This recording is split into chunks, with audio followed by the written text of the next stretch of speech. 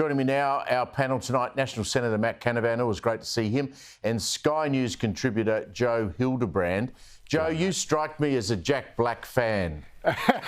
Well, I'm certainly a fan of free speech and no fan of cancel culture. But look, there's always been a line with free speech, and that is incitement to violence. And while the joke was obviously not a literal, intent to go and murder Donald Trump, at least I hope not, by putting it out there that this is something that you should do that would make you wildly popular if you did it, because of course the crowd explodes into spontaneous cheers when it's suggested. That is a dangerous type of talk. And I think what it really suggests is that the person knew that they could say it and get that rousing. I mean, it's lazy comedy because you know that everyone's just going to laugh or cheer because they agree with your politics, not because the joke's particularly funny.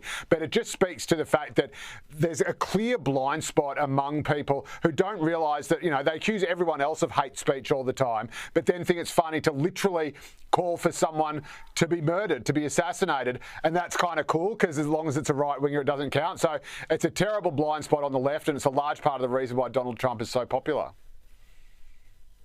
Matt, it just goes to that whole argument about entertainment elites who are all of the left and hate Donald Trump. They want to have Joe Biden back in the White House. The same thing happens here. We get actors and actresses talking about politics that we don't really need to hear from. Yeah, well, look, I don't really care too much what Jack Black or Tenacious D, his band, I don't know who the other guy is, who's made these comments. Look, I think it's appropriate the tour has ended over this. It's big enough to do that. What I'm more concerned about, though, is that these people are just silly enough to give voice to their opinions that, in effect, they would like to see somebody assassinated. I'm a lot more concerned that the smarter people on that side of politics who similarly might share those views. I mean, we've seen senior Democratic politicians in the US engage in incredibly dehumanising language towards former President Trump. And if you did seriously believe that Donald Trump is Hitler, which many of them have said, then you probably would be considering things like trying to kill him as people did to Hitler at the time. And that's what's really concerning here and why people have got so many questions about what happened on the weekend. Mm-hmm. Yep. Matt, I want to get your view on a development today. Andrew Forrest's Fortescue mining company announced they're slashing 700 jobs and affirming its resolute commitment to green technology vision. But they've also made the point that the green hydrogen that they think they're going to produce is still a hell of a long way away.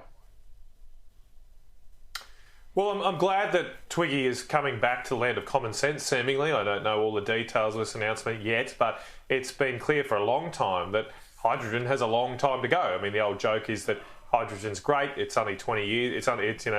It's 20 years away. It's just always been 20 years away. Now, look, I'm hopeful. I'm hopeful we can crack something with hydrogen in the future. But the key message of the decision of Fortescue today is that we shouldn't be risking our entire economy, productive parts of our economy, like the coal mining sector, on a risky gamble. That's what hydrogen is. It is ultimately a risky gamble. And the Albanese government here is hitching our future energy security to a risky gamble. It's why we should be producing energy from all different types, including coal, including gas, including nuclear, and yes, some renewables as well. We should not put all our eggs in one basket. 100% well said. Joe, Adam Bandt's the gift that keeps giving. He gave me a column today to write for Friday. He's likened himself to Robin Hood. Well, they both wear green. So, look, this is, again, just another sign. And this is not the first time the Greens have declared their intent to basically, like cuckoos in the nest, to hollow out, to cannibalise the Labor Party and then to kill it. And yet there are still some on the left who seem to think that they're this sort of benign force. They're not. They're nasty, radical Bolsheviks. And just like the Bolsheviks, their true enemy isn't the right. It's not conservatives. It's moderates. It's the people on their own side who they think are not extreme enough. So Adam Bandt's gone out. He's cast Labor, accused Labor of being a party of the centre-right, which I'm sure will surprise many viewers of this show, and basically said that he wants to overtake them, take them over. He's targeting 10 seats at the next federal election. 8 of them are Labor, only 2 of them are Liberal. So again, these are lefties not interested in fighting Conservatives. They want to fight people in the centre. They want to fight moderates. And Matthew Chandler Mather meanwhile, has given an interview to the Daily Mail where he's apparently provided a framework where he could be Prime Minister in 2040, or at least that's the numbers that they've obtained. So they seem to be working on the back of a beer coaster, which will give them government in 2040. It won't happen. Yeah, the problem is they want to send us all back to the Nottingham Forest. Matt Canavan and Joe Hildebrand, thank you very much for joining us tonight.